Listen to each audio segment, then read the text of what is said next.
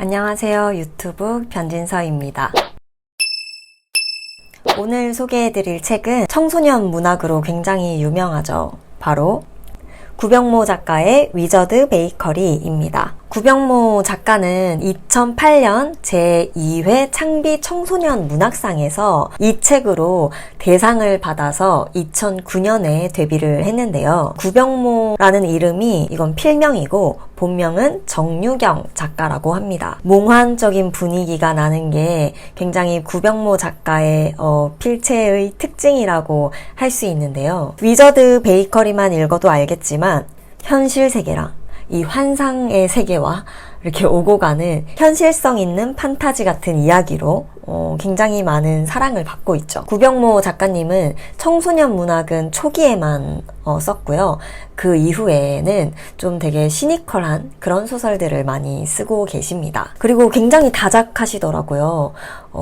저는 이 작가님의 그 필모를 보면서 굉장히 글 쓰는 것에 대해서 소명의식이 있는 작가라고 느꼈거든요. 일단 이 소설의 가장 중요한 줄거리에 대해서 간단하게 설명을 드릴게요. 등장인물은 주인공이 등장하고요. 이 주인공은 어릴 적에 엄마한테 버려지고 아빠 곁에서 자랍니다. 아빠가 재혼하면서 배 선생이라는 여자와 함께 살게 되는데요. 점장이라는 분이 나오는데 이 점장은 이 소설의 주인공이 사는 동네에 24시간 하는 빵집 제빵사 겸 사장이거든요. 인간의 욕망에 따라서 마법의 빵이 만들어지는 그런 빵집입니다. 파랑새 라는 친구가 나오는데요.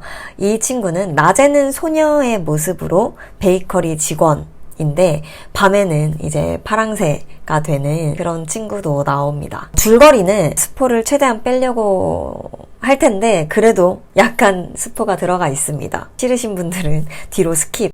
이 주인공의 아버지가 초등학교 선생인 배 선생이랑 이 주인공 10살 때 재혼을 합니다. 그리고 배 선생에게는 배 선생의 딸 무희라는 의붓동생도 있었거든요. 그래서 이 4명에서 함께 사는데요. 배 선생은 주인공을 미워하는 걸 세월이 흐를수록 점점 노골적으로 드러내고 집 안에서 주인공의 입지가 점점 좁아집니다. 그러던 어느 날 엄청 큰 사건이 발생하는데요. 주인공은 집안에서 자신의 일을 모두 다 자기가 스스로 처리를 했거든요. 집안일을. 그래서 빨래도 스스로 자기 빨래는 했었는데 그날도 자신의 빨래를 하기 위해서 세탁기를 돌리는데 자신의 빨래 사이에 약간 다갈색의 피가 묻은 무희의 팬티를 발견하게 됩니다. 하필 이 사실을 배 선생이 알게 됩니다. 누가 무희를 강간한 건지 추궁하기 시작하거든요. 너무 심하게 그 딸을 추궁하니까 이 무희는 그 엄마의 그 추궁을 이기지 못하고 주인공을 손가락으로 가리킵니다. 이로 인해서 배 선생이 막 열폭을 해요. 주인공이 집에서 도망쳐 나옵니다. 16살이 어디 갈 데가 있겠어요. 그래서 집 주변에 24시간 운영하던 단골빵집 위저드 베이커리로 숨어 들어갑니다. 근데 이 숨어 들어간 주인공을 점장이 오븐에 숨겨주거든요. 이 오븐의 속의 공간은 굉장히 마법 같은 공간이었던 거예요. 이 빵집이 사실은 인간의 욕망을 들어주는 빵을 만드는 곳이라는 걸 주인공이 알게 됩니다.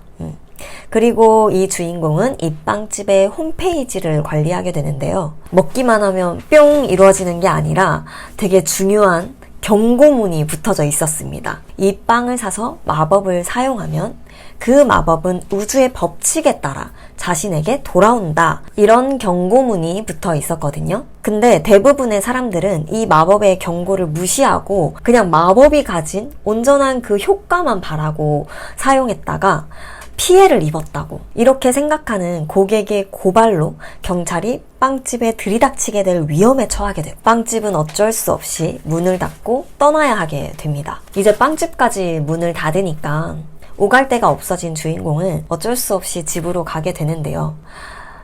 근데 집에 간 주인공이 무희가 누군가한테 강간을 당하고 있는 장면을 보게 됩니다. 여기서 이 소설의 진짜 재미있는 점은 Y의 경우와 N의 경우로 나누어서 두 가지 결말을 보여주는데요. Y의 경우는 점장이 주었던 시간을 되돌릴 수 있는 타임 리와인더를 먹고 과거로 돌아갈 경우의 결말이고, N의 경우는 타임 리와인더를 먹지 않고 현재를 계속 살아가는 경우의 결말입니다. 이 책이 청소년 문학이라고 했는데 읽으면서 과연 이 책이 청소년이 읽어도 될까? 라는 이런 걱정이 들 정도로 이 책 속에 나오는 가정폭력에 대한 이 사회 문제가 적나라하게 표현이 됐더라고요. 근데 또 어떻게 생각해보면 우리가 어렸을 때 읽었던 동화 있잖아요. 신데렐라나 백설공주, 이런 동화에서도 가정폭력을 되게 잔인하게 담아놨잖아요.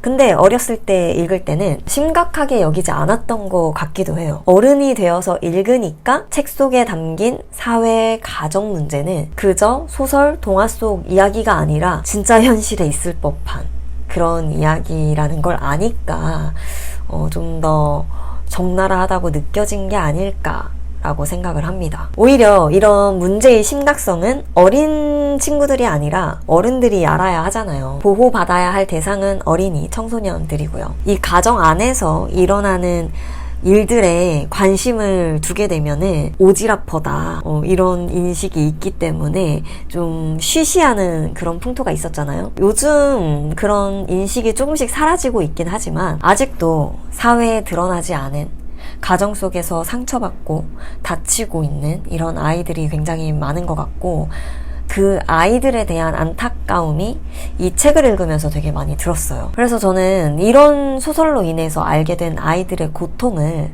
안타까워하는 이런 어른들의 마음이 모이면 또 사회 제도가 바뀌고 긍정적인 변화가 생기지 않을까 생각합니다. 이 소설은 정확하게, 정말 명확하게 열린 결말입니다.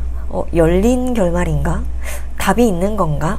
이런 생각할 겨를도 없이 그냥 딱 두 가지 결말을 작가가 써놨어요. 돌아가느냐, 그냥 현재를 살아가느냐. 우리는 보통 이제 후회를 많이 하잖아요. 아, 이때 이러지 말았어야 하는데 시간을 되돌리고 싶다, 이렇게. 과연 시간을 되돌린다면 결과가 더 나아질까요? 이 소설은 그런 의미에서 내 선택에 대해서 책임을 이야기해줍니다. 문장 중에 나는 그저 여기에 존재했을 뿐인데 이런 이야기를 하면서 그 아이가 겪는 문제들이 많거든요. 본인이 선택한 것이 없는 아이들은 진짜 이렇게 생각할 것 같아요. 나는 그저 여기에 존재했을 뿐인데 그 존재를 부정당하게 되는 거죠. 그럴 때 위저드 베이커리에서 마음대로 결과를 바꿀 수 있는 그런 자유를 줍니다. 뭐 시간을 되돌리는 것부터 해서 나를 좋아하게 만드는 빵, 내가 싫어하는 사람에게 안 좋은 일이 생기게 하는 빵. 여기서 핵심은 이 마법의 효능이 아니라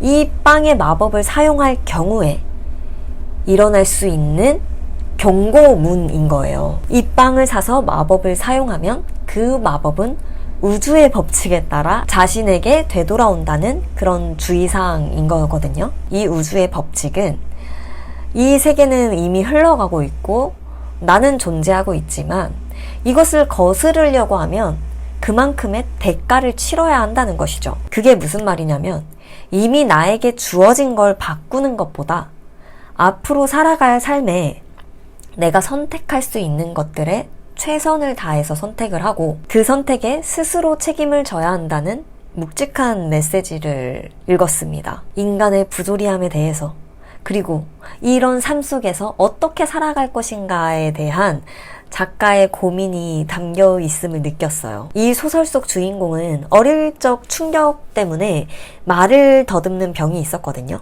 네, 우리는 이 소설 속 주인공처럼 우리가 원해서 이 외모를 가지고 태어난 것도 아니고 나의 부모님을 선택한 것도 아니잖아요. 그냥 태어나 보니 이런 것들이 주어져 있는 거죠. 이 소설 속 주인공만 그런 것도 아니고 나만 그런 것도 아니고 누구나 그렇잖아요. 그런 인간의 숙명 앞에서 우리는 어떻게 살아갈 것인가에 대한 문제거든요. 지난날과 내 환경을 후회와 불평으로 채워갈 것인가, 아니면은 주어진 환경을 그냥 받아들이고 내가 선택할 수 있는 것들에 책임지는 멋진 삶을 살아갈 것인가. 또 제가 느낀 건 이 작가는 선택한 것 같아요. 사람들에게 이런 자신의 재능, 글적인 재능으로 사회에 기여, 공헌하는 그런 삶을 선택한 것 같다. 작가로서의 소명의식을 가지고 있는 것 같다라는 게 정말 많이 느껴지는 그런 소설이었습니다. 참 좋은 소설이었다는 거를 리뷰하면서 한 번 더 느끼게 되네요. 영상이 도움이 되었다면 구독, 좋아요, 그리고 알람 설정까지 꾹꾹 눌러주시고요. 저는 또 다른 책 이야기로 찾아뵙도록 하겠습니다. 감사합니다. 안녕.